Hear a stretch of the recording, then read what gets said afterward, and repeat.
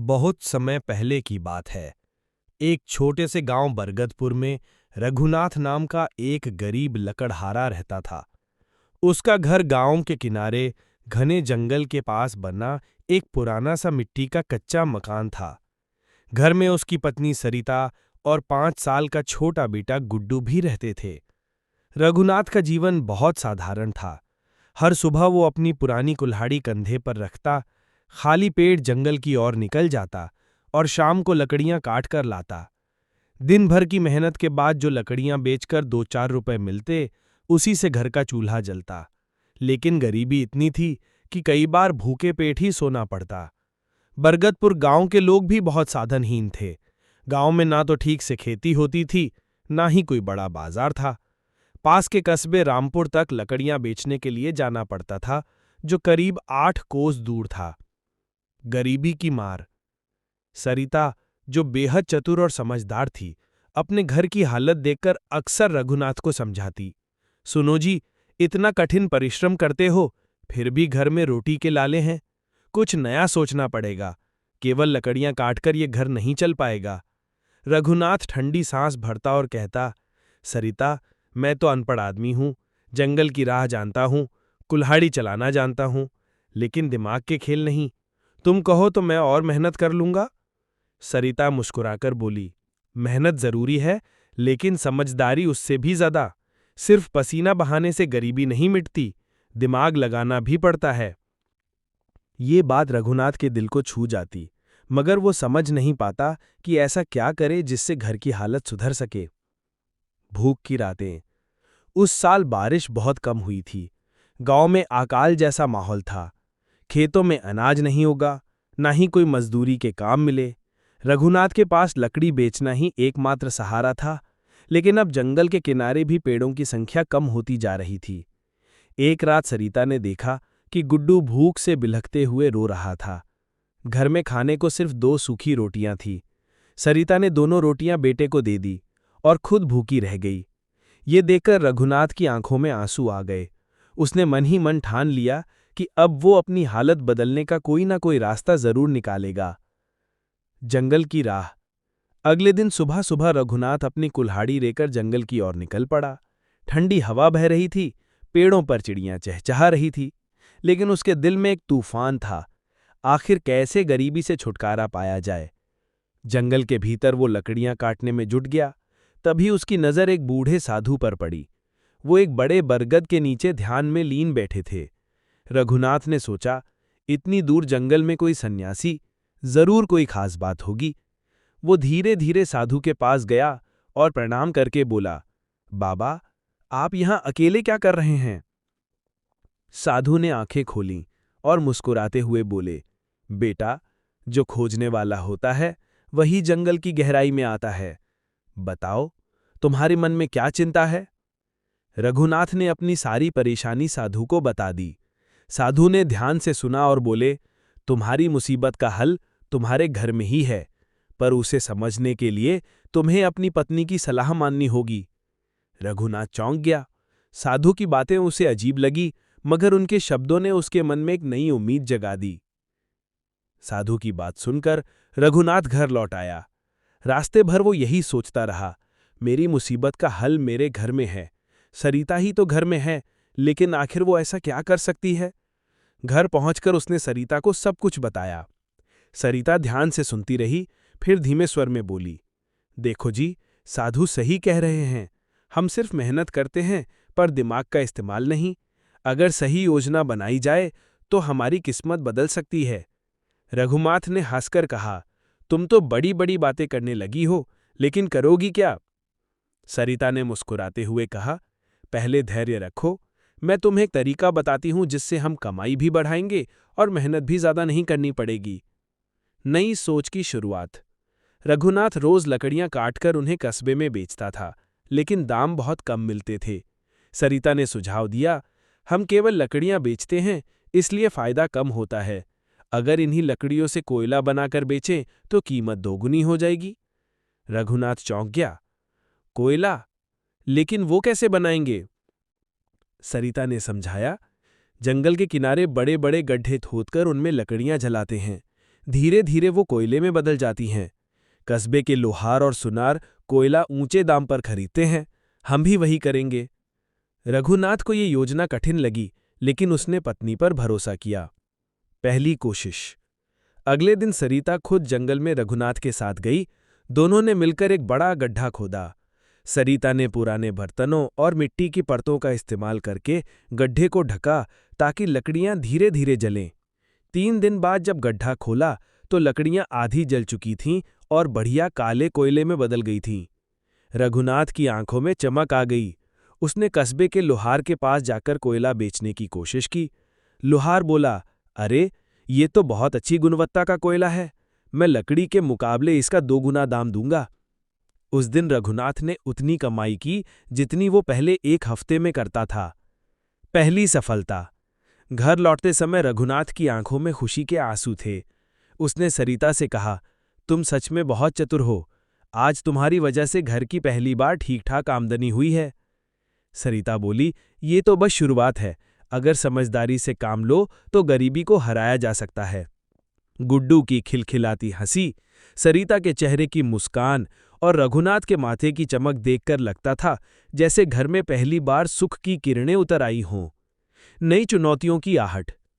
लेकिन खुशियों का ये सफर ज्यादा लंबा नहीं था। कस्बे का एक लालची साहूकार, लाला गंगाराम, जो जंगल की लकड़ियों के धंधे पर एक छत्र राज करता था, उसे खबर मिल गई कि रघुनाथ अब कोयले का धंधा करने लगा है। गंगाराम ने मन ही मन ठान लिया कि अगर इस गरीब लकड़हारे की चालाक बीवी ने ज्यादा दिमाग चलाया तो मेरे मुनाफे पर चोट लगेगी। इसे तो सबक सिखाना ही पड़ेगा। उसने अपने कारिंदों को बुलाया और रघुनाथ को रोकने की योजना बनाने लगा। रघुनाथ और सरिता अब कोयले का छोटा सा धंधा करने लगे थे।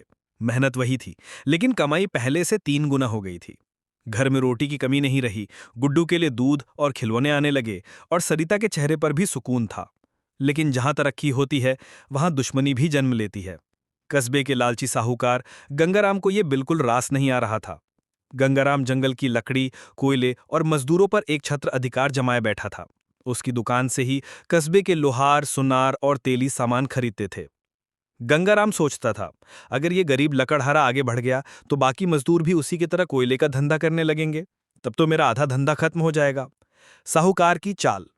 एक दिन गंगाराम के कारिंदे रघुनाथ के घर पहुंचे। उन्होंने बड़े प्यार से कहा, रघुनाथ भाई, लाला जी तुम्हारे काम से बहुत खुश हैं।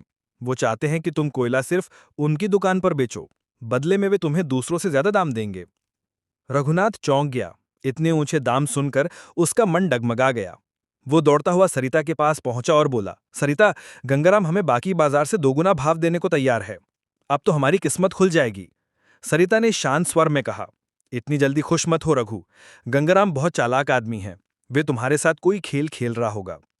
रघुनाथ बोला, लेकिन फायदा तो दिख रहा है, इसमें बुराई क्या है? सरिता ने गहरी सांस लेकर कहा, फायदे में भी नुकसान छुपा हो सकता है। सोचो, अगर तुमने उसका प्रस्ताव मान लिया तो बाकी ग्राहक छिन जाएंगे। जब वो अकेला तुम्हारा खरीदार रह जाएगा तब दाम भी वही तय करेगा। आखिरकार तुम फिर से उसी के गुलाम बन जाओगे।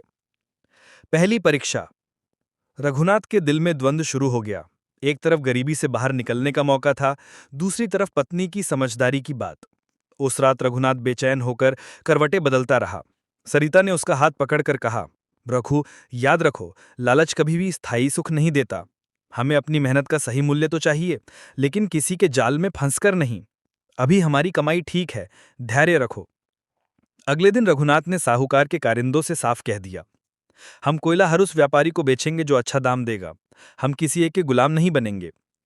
ये सुनकर गंगाराम के कारिंदों के चेहरे उतर गए। साजिश का बीज। जब गंगाराम को खबर मिली कि रघुनाथ ने उसका प्रस्ताव ठुकरा दिया तो वो आग बबूला हो गया। उसने अपने कारिंदों से कहा, ठीक है, इस लकड़हारे की चतुर बीवी को अब दिखाना पड़ेगा कि गंगाराम से टकराने का नतीजा क्या होता है। अगर ये नहीं माने तो मैं ऐसा खेल खेलूंगा कि ये कोयले का धंधा ही बंद कर देंगे। गंगाराम ने रघुनाथ की जिंदगी बर्बाद करने की गुप्त योजना बनानी शुरू कर दी। संघर्ष की नई सुबह। कुछ ही दिनों बाद गांव में अफवाह फैलने लगी कि जंगल में एक अनोखा पेड़ है जिसकी लकड़ी सोने जैसी कीमती है।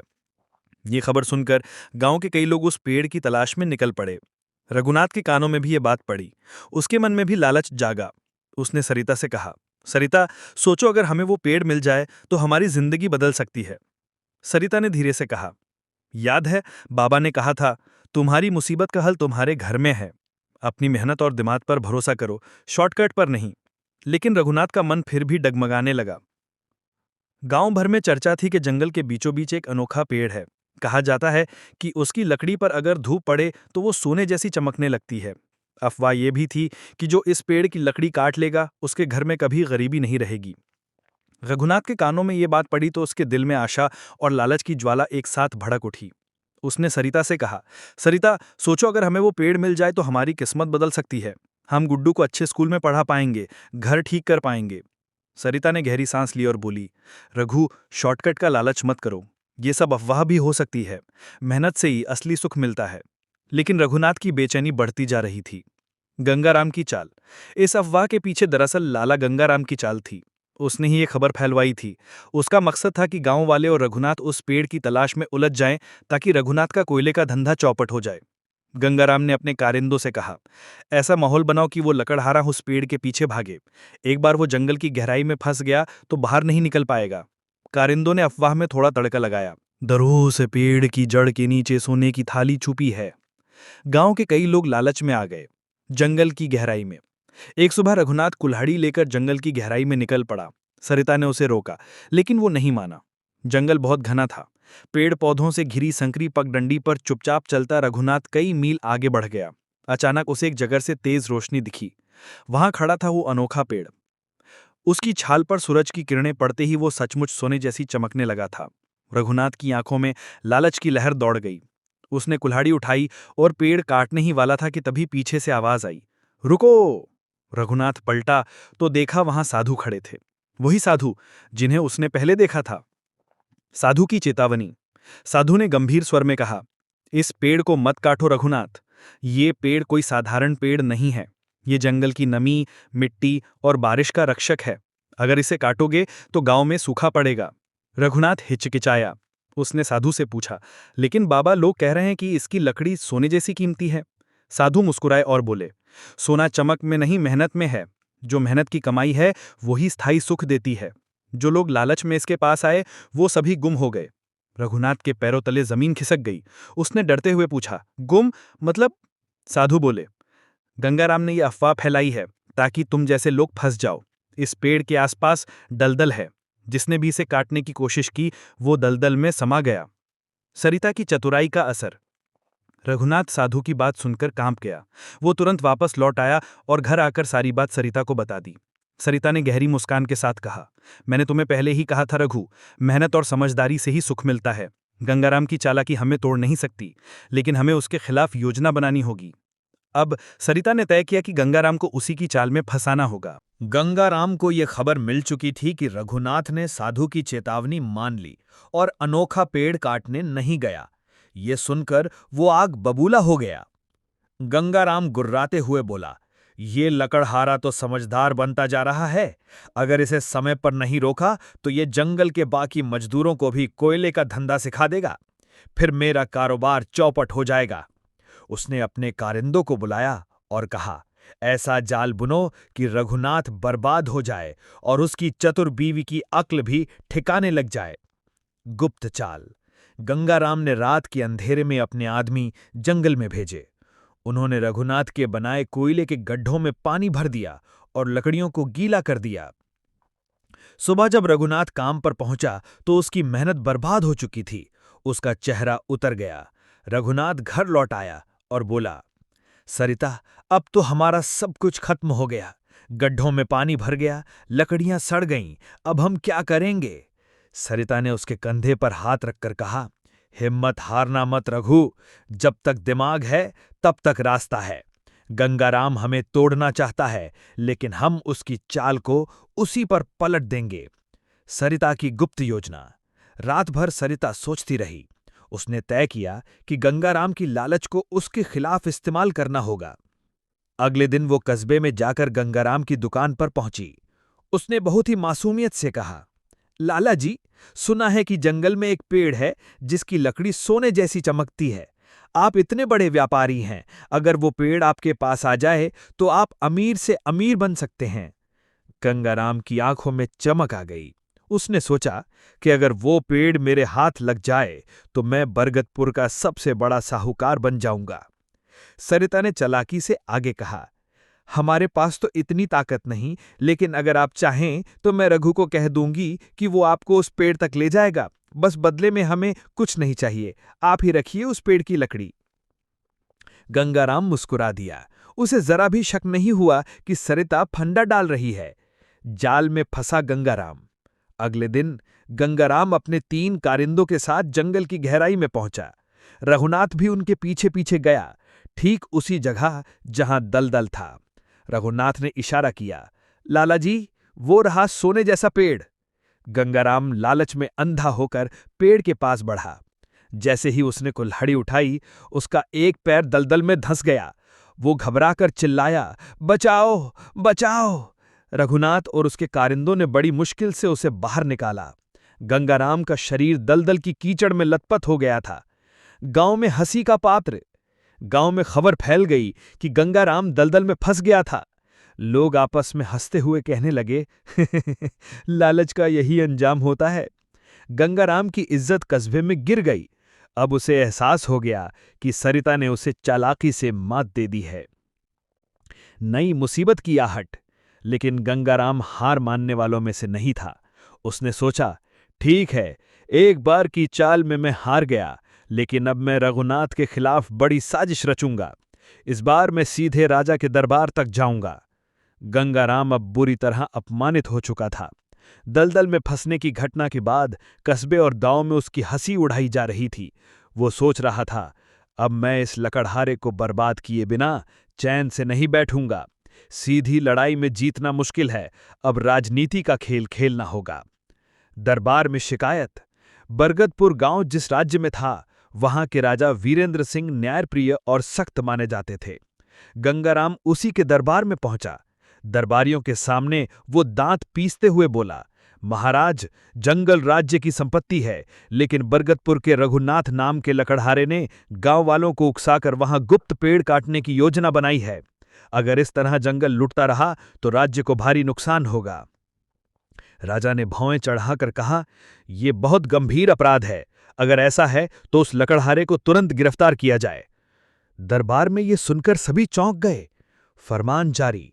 राजा ने सेना के नायक को आदेश दिया कि रघुनाथ और उसके परिवार को दरबार में पेश करो। जांच के दौरान वे गांव नहीं छोड़ सकते। अगर दोषी पाए गए तो सख्त सजा दी जाएगी।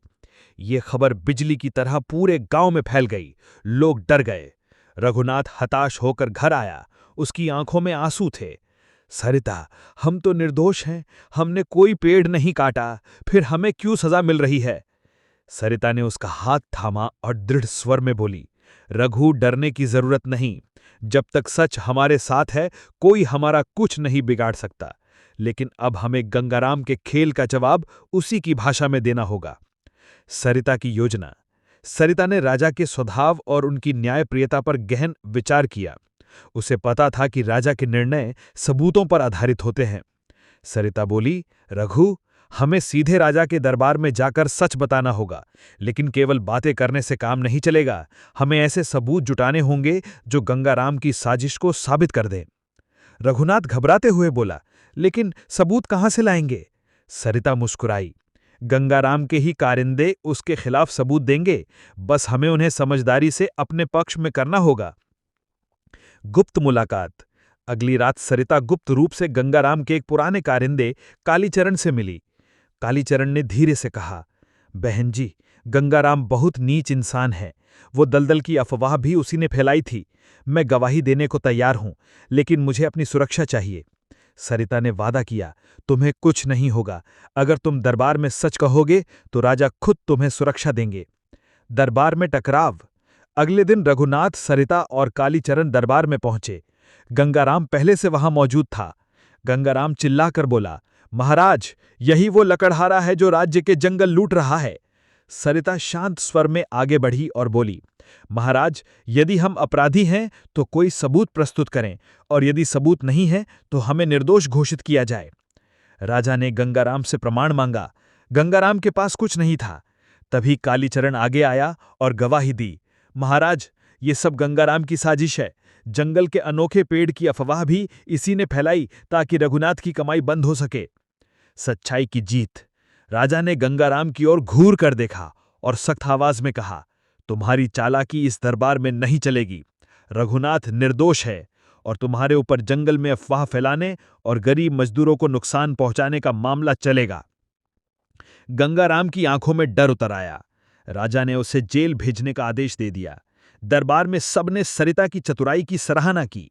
गांव के लोग गर्व से कहने लगे, गरीब लकड़हारे की पत्नी ही नहीं, पूरे गांव की रक्षक है। नई सुबह। गांव में अब शांति थी। गंगाराम की पकड़ कमजोर हो चुकी थी। रघुनाथ का कोयले का धंधा अब तेजी से बढ़ रहा था। लेकिन सरिता जानती थी कि असली सफलता अभी बाकी है। उसने ठान लिया था कि अब सिर्फ परिवार ही नहीं, पूरे गांव की हालत बदलनी होगी।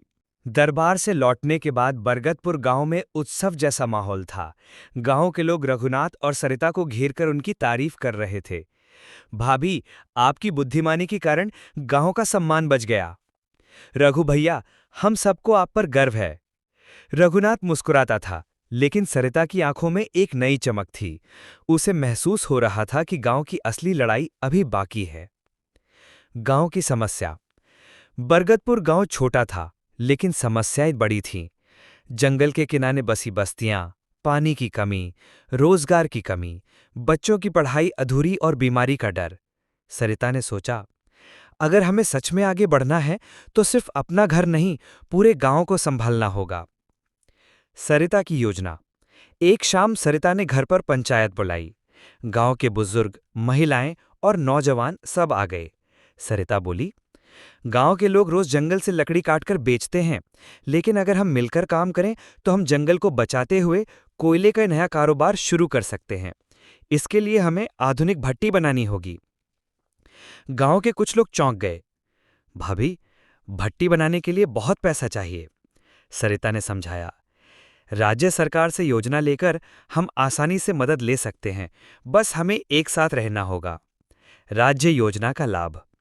रघुनाथ ने राजा के मंत्री से संपर्क किया। सरिता ने पूरी योजना लिखित रूप में दी।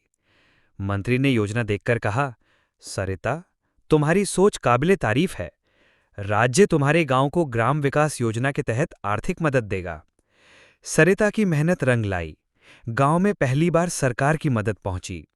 नई भट्टी बनाई गई, जिससे कोयले की गुणवत्ता और दाम दोनों बढ़ गए। गांव की बदलती तस्वीर। कुछ महीनों में बरगदपुर गांव की हालत बदलने लगी। हर घर की आमदनी बढ़ी।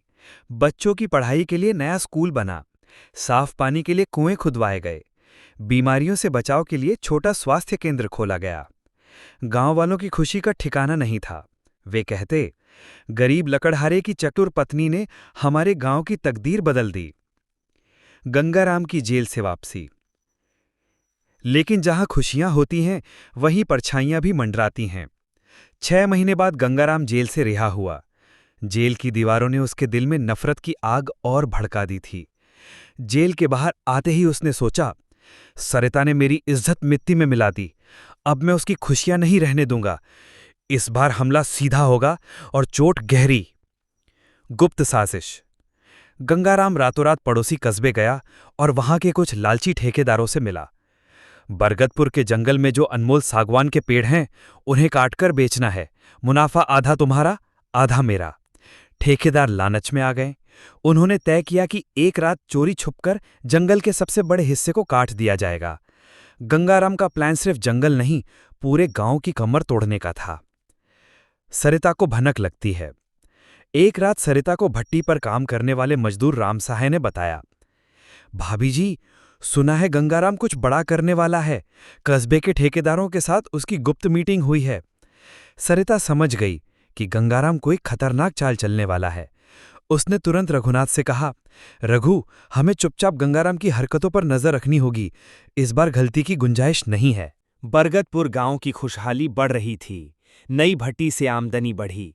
गांव में स्कूल और स्वास्थ्य केंद्र खुला। लोग संतोष और सुख का जीवन जीने लगे। लेकिन गंगाराम का दिल जल रहा था। भट्टी मांग की। जेल से निकलते ही गंगाराम ने कस्बे के ठेकेदारों से मिलकर योजना बनाई। बरगदपुर के जंगल में जो सागवान और शीशम के पेड़ हैं, उन्हें एक ही रात में काट देंगे। सरिता और गांव वाले कुछ नहीं कर पाएंगे। उनका कोयले का कारोबार खत्म और उनकी खुशियां भी। ठेकेदारों ने सहमति दे दी।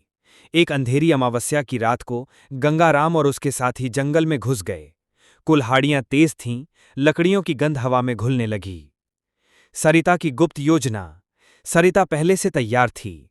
राम सहाय ने उसे गुप्त खबर दी थी और उसने तुरंत गांव के युवाओं की एक रक्षक टोली बनाई। उसने कहा, अगर हम जंगल खो देंगे तो हमारी रोजी रोटी भी चली जाएगी। आज रात हमें अपनी जमीन, अपना भविष्य और अपनी इज्जत बचानी है। गांव के नौजवानों ने मशालें, डंडे और रस्सियां लेकर जंगल को चारों तरफ से घेर लिया। जंगल में आमना सामना। रात का सन्नाटा टूटा। पेड़ गिरने की आवाज गूंजने लगी। सरिता ने इशारा किया और गांव के लोग चारों तरफ से गंगाराम को घेरने लगे। गंगाराम, रुक जाओ! सरिता की आवाज जंगल में गूंज गई। गंगाराम हंसते हुए बोला, सरिता, तुम बहुत समझदार हो, लेकिन मेरे लालच के सामने तुम्हारी अक्ल बेकार है। रघुनाथ आगे बढ़ा, गंगाराम, ये जंगल गांव का है, तेरी बापौती नहीं। अगर पेड़ काटे तो तुझे जेल भेज दूंगा। गंगाराम ने कुल्हाड़ी घुमाई, लेकिन गांव के युवाओं ने तुरंत उसे घेर लिया। ठेकेदार भागने की कोशिश करने लगे, मगर सरिता ने बनाई हुई योजना ने उन सबको रस्सियों से बांध लिया। राजा के दरबार में फैसला। अगली सुबह गंगाराम, ठेकेदार और चोरी की लकड़ियां राजा के दरबार में पेश की गईं।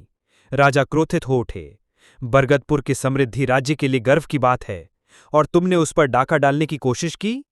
गंगाराम डर के मारे कांपने लगा।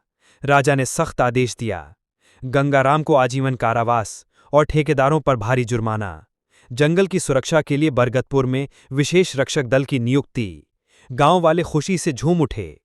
बरगदपुर की नई सुबह। कुछ महीनों में बरगदपुर गांव पूरे राज्य का आदर्श गांव बन गया। कोयले की भट्टी से गांव की आय 3 गुना हो गई।